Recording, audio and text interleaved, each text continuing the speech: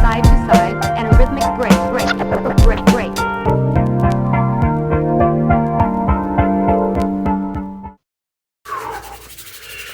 I've been wanting to do this review for a minute. All right, let's get this over with. Zola is a 2020 American black dark comedy film that is directed by Janissa Bravo. I actually dated a girl named Janissa. That's the reason. And it wasn't a good relationship either. A Detroit waitress is seduced into a weekend of stripping in Florida for some quick cash, but the trip becomes a sleepless 48-hour odyssey involving an nefarious friend, her pimp, and her idiot boyfriend. You know, as many years I've seen movies like this when it comes to prostitution, hustling, just people that needs money and they just find ways to just get a quick buck illegally or just swindling it in a way where they just jit people off. I'm gonna have to say Zola was entertaining. Zola was an entertaining, funny, a little bit dramatic, and a hellish ride. I'm gonna have to compare it because, like, Zola is basically, this is how Zola is. This movie is like Mean Girls meets Hustle and Flow. That's what Zola is. And there's no other way there's no other way I could put it, honestly. Movie kicks off pretty fucking fast, pretty quickly. Zola, which is played by Tyler Page. I love her character. I love her character. I do. I love her character a lot. I fell in love with her soon as I saw her. I can't say that too loud because if I do, somebody's gonna get pissed. But I love Tyler Page's character. Her acting was phenomenal. I just loved every bit of her character. Seeing black actresses that pulls their weight out in films like this not only makes you want to support them, but it makes you want to follow them. And whatever you have in store for you when it comes to you working in the future of you making more movies, Taylor, I'm on board. I am on board. Now, here's the bad thing about why this movie takes place pretty quickly. It's because even though the movie doesn't drag at all, it pips off pretty quickly. The pipping starts pretty fast. When Zola meets Stephanie, which is played by Riley Keough, she did a fantastic job also. Very good. Phenomenal acting. I love her character as well. Not as much as Taylor, though. But they both did pretty good. But when it comes to them pimping out certain people, when it comes to them going through certain things, but they start off as friends, and this is where the movie kind of falls flat for me. They just met each other. They hung out for a couple days, even though they didn't really show it. So I didn't really buy their connectivity, their emotional weight with each other when things end up getting crazy or when things end up being dramatic. Their bond was strong when they worked with each other.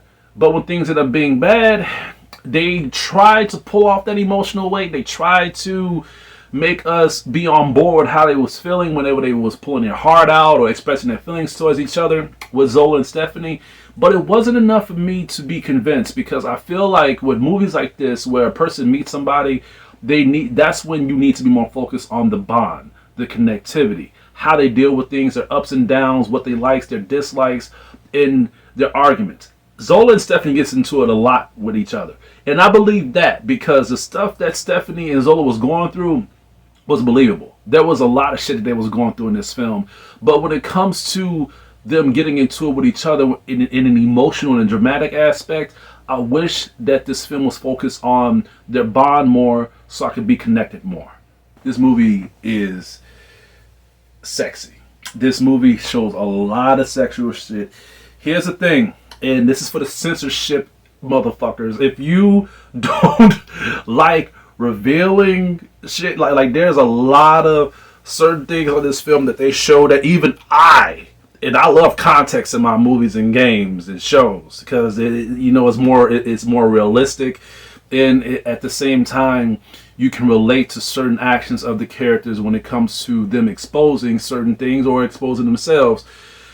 They do that a lot on Zola. They do that a lot. Not just the stripping scenes, but even the prostitution scenes. Even the scenes where it was just downtime. And I was just like, okay, all right. When it comes to movies like this, you need to... These are the type of movies that you have to look at the rating. You have to look at why it's restricted. In Zola, like, you got movies that is rated R just because of the violence, just because of the action, just because of the language. But Zola, this movie is rated R, and they just said, fuck it, we're gonna be rated R for everything. They curse a lot. There's some violence. There's some violence in the film. There's a lot of sexual intent in this fucking film too. Everything. They have everything in this film. So you're not going to be bored. It's going to be entertaining when you watch it. As you can see, this movie is enjoyable. I thought this movie was pretty good. The acting was pretty good, but at the same time, it was lacking the emotional weight with the characters with Zola and Stephanie, even Stephanie's boyfriend. But you know what though? It's kind of fucked up because even though the boyfriend was indeed not a scumbag, but he was indeed annoying, I believe his relationship with Zola, was not with Zola, but with Stephanie more than Zola and Stephanie. And the crazy thing is, you be more focused with Zola and Stephanie. But whenever you saw Zola's friend Stephanie get into it with the boyfriend because of the shit that she was doing, I actually felt that. I actually felt the shit that they was talking about because he knows that she's fucking around for money, and he thought that they were just going out just so they can just do a couple of conjugal visits. But at the same time, he knew that she was slutting around. He knew that she was sleeping with a lot of men just so she can get cash.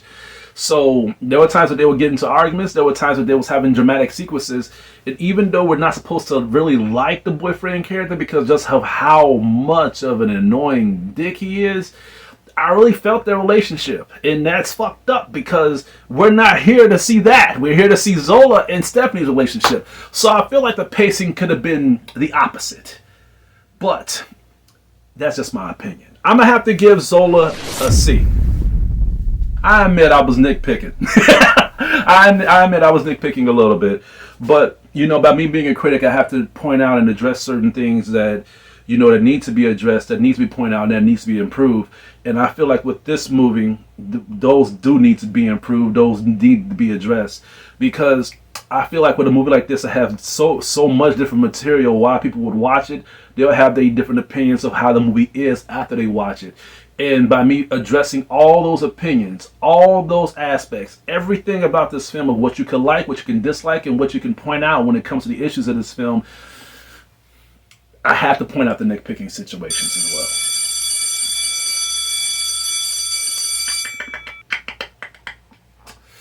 Well, that's all I have to say for today. Please stay tuned for more upcoming reviews and videos. Hit it your way. This is Hugo, your critic teacher, and you guys have a damn good day.